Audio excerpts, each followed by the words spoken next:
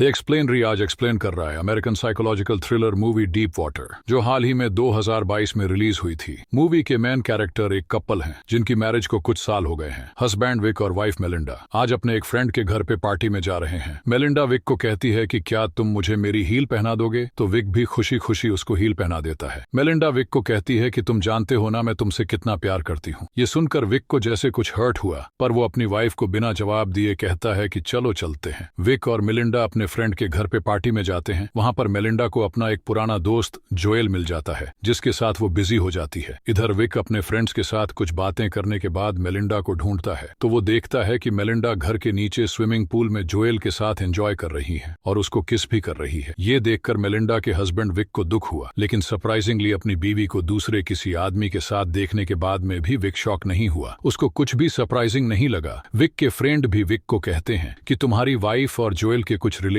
लग रहे हैं, तुम कुछ करते क्यों नहीं। लेकिन विक अपने फ्रेंड की बात को इग्नोर कर देता है। कुछ देर बाद मेलिंडा पार्टी में पियानो बजाती है, जिसको देख के विक के चेहरे की मुस्कान वापस लौट आती है। जो वाइफ थोड़ी देर पहले किसी और आदमी के साथ इन्वॉल्व थी, अभी उसी को पियानो बजाते हुए देख विक बड़ा खुश हो रहा था। विक का ये बिहेवियर काफी सरप्राइजिंग होता है। पार्टी में जोएल और विक दोनों बात करते हैं, तो जोएल विक को कहता है कि तुम कितने अच्छे हस्बैंड हो जो अपनी वाइफ की पर्सनल लाइफ में बिल्कुल भी इंटरफेयर नहीं करते हो। तुम्हें कोई फर्क नहीं पड़ता कि वो किसके साथ क्या कर रही है। तो विक कहता है कि मेरी वाइफ का एक पुराना बॉयफ्रेंड था मार्टिन, और तुम्हें पता है ना कि मार्टिन अभी टाउन से गायब है। पता है तुम्हें क्यों गायब है। तो जोएल पूछता है कि क्यों, तो विक कहता है कि उसको मैंने मार डाला है। जो भी मेरे वाइफ के करीब आता है मैं उसको मार देता हूँ। ये सुन के जोएल काफी डर जाता है और वो पार्टी से डर के मारे चला जाता है। पार्टी के बाद में मेलिंडा विक से पूछती है कि क्या तुमने जोएल को धमकाया था, वो पार्टी को बीच में ही छोड़ के क्यों चला गया था। तो विक कहता है कि नहीं, बिल्कुल नहीं, मैंने तो उसको नहीं धमकाया। विक और मेलिंडा अपने घर पे आ जाते हैं। इन दोनों की एक बेटी है ट्रिक्सी, और ट्रिक्सी को संभालने के लिए एक बेबी सिटर आती है। आज बेबी सिटर के सामने ही मेलिंडा ने अपना टॉप उतार दिया है। तो विक बेबी सिटर को समझाता है कि मेरी वाइफ एक अलग कल्चर से बिलोंग करती है, वो ब्राजीलियन है और वो काफी ओपन माइंडेड है, इसीलिए तुम इस चीज को माइंड मत करना। तो मेलिंडा कहती है कि अमेरिका कितना सफोकेटिंग है, यहाँ पर लोग इतने रिजर्व रहते हैं। इसके बाद विक मेलिंडा को बॉडी मसाज देता है और उसको पूछता है कि तुम्हें ऐसे लड़के ही क्यों पसंद आते हैं जिनके पास इंटेलिजेंस या ब्रेन नहीं होता है। तो वो अपने हस्बैंड को काउंटर करते हुए पूछती है कि do you like me for my brain और समथिंग एल्स। वो कहती है कि मैं ब्रेन के लिए लड़कों को नहीं चूज करती हूँ, मैं प्लेजर के लिए करती हूँ। बॉडी मसाज के बाद मेलिंडा विक को दूसरे रूम में जाने के लिए कहती है। तब हमें पता चलता है कि हस्बैंड वाइफ दोनों अलग अलग रूम में सोते हैं। ब्राजीलियन वाइफ और अमेरिकन हस्बैंड की लाइफ बाहर से बिल्कुल परफेक्ट दिखती है, लेकिन अंदर से इनकी लाइफ पूरी तरह से बिखरी हुई है। वाइफ अपने बॉयफ्रेंड के साथ एंजॉय करती है और हस्बैंड वाइफ को बहुत प्यार करता है। वो उसको छोड़ना नहीं चाहता, तो वो उसके लवर्स को धमकाता है और उन्हें उनसे दूर करने की कोशिश करता है। विक अपना ज्यादातर टाइम अपनी बेटी ट्रिक्सी के साथ बिताता है और बाकी का बचा हुआ टाइम अपनी हॉबी हेलिसिकल्चर यानी कि स्नेल्स को रेज करने में बिताता है। विक ने अपने घर के बाहर गार्डन में एक छोटा सा स्नेल कल्चर के लिए रूम बना रखा है और यहाँ पर विक काफी टाइम स्पेंड करता है। विक और मेलिंडा की डॉटर ट्रिक्सी बहुत ही स्मार्ट है। आज वो अपने स्कूल के प्रोजेक्ट के लिए रिडॉक्स रिएक्शन फॉरवर्ड पोटैटो से चलने वाला रोबोट बना रही है। वो इतनी स्मार्ट है कि अपने डैड और अपनी मदर के बीच में चल रहे कॉन्फ्लिक्ट को बहुत अच्छे से समझती है। विक अपनी डॉटर ट्रिक्सी को स्कूल छोड़ता है, तो ट्रिक्सी की स्कूल टीचर कैली, जो कि विक की बहुत अच्छी फ्रेंड थी,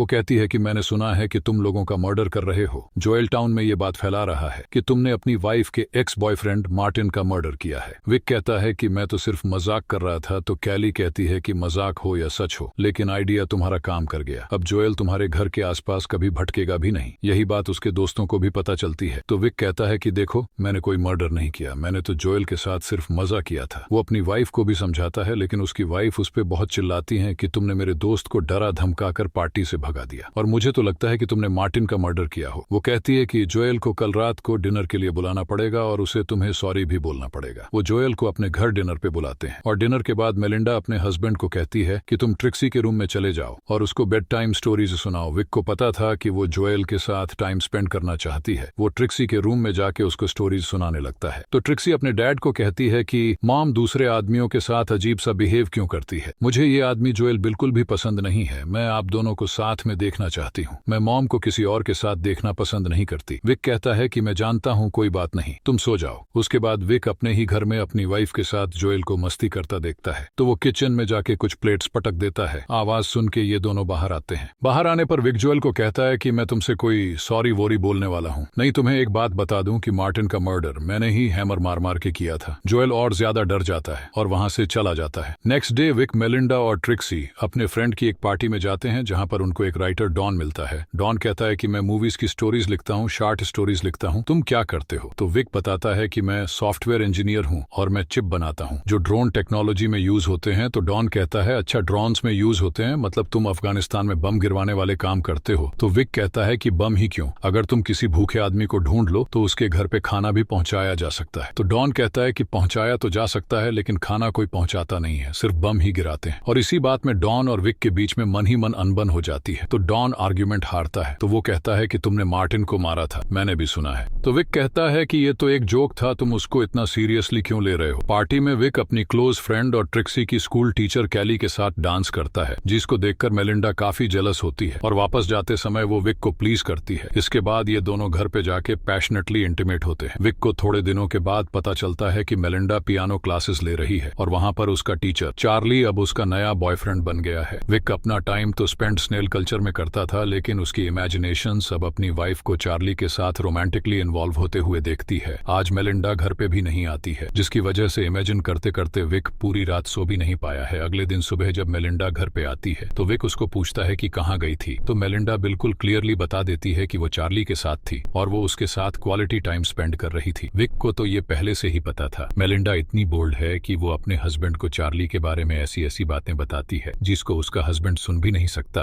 वो कहती है कि क्या मैं बताऊं कि उसने मुझे कैसे खुश किया, उसने मेरे शरीर पे कहाँ कहाँ मार्क्स छोड़े, क्या जानना चाहते हो तुम? तो विक कहता है कि हमारी एक डॉटर है, हमारी एक फैमिली है, तुम कुछ तो सोचो। तो मेलिंडा क्लियरली कहती है कि तुम्हारी चॉइस थी फैमिली बनाना, बच्चे पैदा करना। इससे क्लियरली ये लगता है कि मेलिंडा विक के साथ एक ओपन रिलेशन में रहना चाहती थी, लेकिन फैमिली बनाने का और बच्चे पैदा करने का प्लान विक ने बनाया था, इसलिए अब मेलिंडा उसके साथ एडजस्ट नहीं कर पा रही है। लेकिन विक चाहता है कि वो सब एक फैमिली की तरह एक ही छत के नीचे रहे, लेकिन मेलिंडा की इन हरकतों ने इस प्लान को चौपट कर दिया और अब ये फैमिली डीप वाटर में है, इनकी मैरिज डीप वाटर में है, इनकी इमोशन डीप वाटर में है, मेलिंडा का बिहेवियर डीप वाटर में है और विक का फ्रस्ट्रेशन डीप वाटर में है। विक ने मन ही मन सोच लिया था कि अब ये सब नहीं चलेगा। आज विक के किसी और फ्रेंड के घर पे पार्टी है और सब लोग यहाँ पे खूब एंजॉय कर रहे हैं। मेलिंडा का पियानो टीचर और उसका बॉयफ्रेंड चार्ली भी आया है, जिसको देखकर मेलिंडा बहुत खुश होती है, लेकिन विक काफी अपसेट हो जाता है। पार्टी में मेलिंडा के रिक्वेस्ट करने पे चार्ली वहाँ पे पियानो बजाता है, जिसको मेलिंडा काफी एंजॉय करती है। अब रात हो चुकी है और विक मेलिंडा को ढूंढ रहा है। विक मेलिंडा को ढूंढने के लिए ऊपर जाता है तो वो देखता है कि मेलिंडा और चार्ली काफी एंजॉय कर रहे हैं और अब वो दोनों कमरे से बाहर निकलकर स्विमिंग पूल में आ गए हैं और वहाँ पर भी काफी मस्ती कर रहे हैं, जिसको देख के विक का पारा चढ़ रहा होता है अपनी आंखों के सामने अपनी वाइफ को चार्ली के साथ मस्ती करते हुए देख के। अब विक ने अपने दिमाग में एक ऐसा प्लान बनाया है जिसका अंजाम चार्ली के लिए बहुत खराब होने वाला है। थोड़ी देर बाद में यहाँ पे बारिश होने लगती है, जिसकी वजह से एक एक करके सब लोग घर के अंदर चले जाते हैं। घर के अंदर सब लोग जब कुकीज एंजॉय कर रहे थे तब मौका देख के विक चार्ली को स्विमिंग पूल के अंदर डुबोकर मार डालता है और फिर चुपचाप अंदर आ जाता है और खुद भी कुकीज खाने में बिजी हो जाता है। इधर मेलिंडा चार्ली को ढूंढ रही होती है। वो बाहर देखती है तो वो देखती है कि चार्ली स्विमिंग पूल में मरा हुआ तैर रहा है। वो चिल्लाने लगती है। सब लोग मिलके उसको बाहर निकालते हैं, उसको रिवाइव करने की कोशिश करते हैं, लेकिन वो रिवाइव नहीं हो पाता। डॉक्टर्स और पुलिस की टीम आती है। डॉक्टर उसको डेड घोषित कर देते हैं। पुलिस यहाँ पे सबसे इन्वेस्टिगेशन करती है, लेकिन कुछ खास पुलिस को मिलता नहीं है। पुलिस फिलहाल इसको एक्सीडेंटल ड्राउनिंग का केस ही मान रही है, लेकिन डॉन, जिसने स्विमिंग पूल में चार्ली और विक को अकेले देखा था, वो अब विक पे डाउट करने लगता है। डॉन ने अब एक प्राइवेट इन्वेस्टिगेटर हायर किया है जो विक पर नजर रखता है। विक इस आदमी को एक दिन अपनी वाइफ के साथ पकड़ लेता है। ये आदमी पहले तो अपने आप को साइकोथेरेपिस्ट बताता है, लेकिन विक को पता चल चुका था कि ये इन्वेस्टिगेट है और उसने अपनी वाइफ के बैंक स्टेटमेंट से पता लगाया कि उसकी वाइफ डॉन को कुछ पैसे इस इन्वेस्टिगेशन के लिए ट्रांसफर करती थी। तो वो अब डॉन के घर जाकर डॉन पर चिल्लाता है कि तुम्हें क्या हक बनता है कि तुम मेरे ऊपर किसी इन्वेस्टिगेटर को नजर रखने के लिए कहो। डॉन की वाइफ कैली डॉन को माफी मांगने के लिए कहती है, लेकिन वह कहता है कि मैं क्यों माफी मांगू, मैंने क्या किया है। इस इवेंट के बाद विक और डॉन के बीच में दरार काफी बढ़ जाती है, लेकिन विक के लिए मुसीबत डॉन नहीं था, मुसीबत उसकी बीवी थी, जो अब एक अपने नए बॉयफ्रेंड के साथ घूम रही है। टोनी नाम का ये आदमी मेलिंडा का कॉलेज में बॉयफ्रेंड था और अब वो किसी वजह से वापस यहाँ यूएसए में रियूनाइट हो गए हैं, जिनको देख के विक के मन में जेलसी वापस से होने लगी है। इधर विक की डॉटर विक को कहती है कि डैड, मुझे पता है कि आपने क्या किया है, मुझे पता है कि आपने चार्ली को मार दिया है। तो विक कहता है कि अगर तुम्हें पता है तो फिर ये बात अपने बीच में ही रहनी चाहिए। इसके बाद ट्रिक्सी अपने रूम में जाती है तो विक मेलिंडा को अपने नए बॉयफ्रेंड टोनी से बात करते हुए ऊपर से सुन रहा होता है। वो सुनता है कि मेलिंडा कह रही है कि कब चलने जाने का प्लान है। ट्रिक्सी को इस बात की धीरे धीरे आदत पड़ जाएगी, वो वहाँ पे एडजस्ट कर लेगी। मेलिंडा की ये बातें सुन के विक को ये बात समझ में आ गई कि वो ब्राजील जाने का प्लानिंग कर रही है और वो ट्रिक्सी को भी अपने साथ में ले जाएगी और वो टोनी के साथ जाकर वापस अपनी नेटिव कंट्री ब्राजील में बसने का प्लान कर रही है। अगले दिन विक का गुस्सा और बढ़ जाता है जब टोनी मेलिंडा के बुलाने पर उसके घर आता है और मेलिंडा के साथ लंच करके डांस करता है और उसके साथ काफी एंजॉय करता है। विक को ये सब बिल्कुल भी सहन नहीं हो रहा होता है, इसलिए वो अगले दिन टोनी को एक रेस्टोरेंट से निकलते हुए पिक कर लेता है और कहता है कि मेलिंडा ने यहाँ से थोड़ी दूर पर एक प्रॉपर्टी देखी है, चलो देख के आते हैं। इंसिस्ट करने पर टोनी कार के अंदर बैठ जाता है और ये दोनों इस टाउन से काफी दूर एक हाइकिंग साइट पे जाते हैं और विक यहाँ पे काफी रफ कार चलाता है, जिसको देख के टोनी को बड़ा अजीब लगता है। अब ये दोनों हाइकिंग साइट पे नीचे उतर जाते हैं। टोनी थोड़ा आगे चला जाता है तो विक एक पत्थर उठा के टोनी के सर पे मार देता है, जिसकी वजह से टोनी लुढ़कता लुढ़कता हाइकिंग साइट के बिल्कुल नीचे एक रिवर के पास जाके मर जाता है। विक नीचे आता है और टोनी की जेब से उसका वॉलेट निकाल देता है। विक टोनी की डेड बॉडी को एक बड़ा से पत्थर अपने बेल्ट से बांधकर नदी के अंदर डुबो देता है। विक अपने डॉगी के साथ वापस घर पे आ जाता है और मेलिंडा को पूछता है कि आजकल टोनी नहीं दिखाई दे रहा, क्या बात है। विक अपनी डॉटर के साथ यहाँ पे अब आराम से शांति से खाना एंजॉय करने लगता है। मेलिंडा कहती हैं कि काफी दिन हो गए हैं हाइकिंग साइट पे पिकनिक पे नहीं गए, तो विक मेलिंडा और अपनी डॉटर के साथ हाइकिंग साइट पे पिकनिक के लिए चला जाता है और वहाँ पर विक अपने द्वारा ली हुई फोटोज को मेलिंडा को दिखाता है, जिसमें मेलिंडा की बहुत सारी फोटोज का कलेक्शन था, जिसे देख के मेलिंडा बहुत खुश होती है और वह कहती है कि तुम अकेले ही ऐसे हो जो मेरी सभी हरकतों के बावजूद भी मेरे साथ रहना चाहते हो, मैं सच में तुमसे प्यार करती हूँ। और वो काफी इमोशनल हो जाती है। तभी विक देखता है कि उसकी डॉटर ट्रिक्सी नदी के पास चली गई है, तो उसको लाने के लिए वो वहां जाता है तो वो देखता है कि वहां पर टोनी की डेड बॉडी फूलने की वजह से पानी के ऊपर आ गई है। अब विक को लगा कि किसी को पता चल जाएगा, इसलिए वो वहां से मेलिंडा और ट्रिक्सी को लेकर निकल जाता है,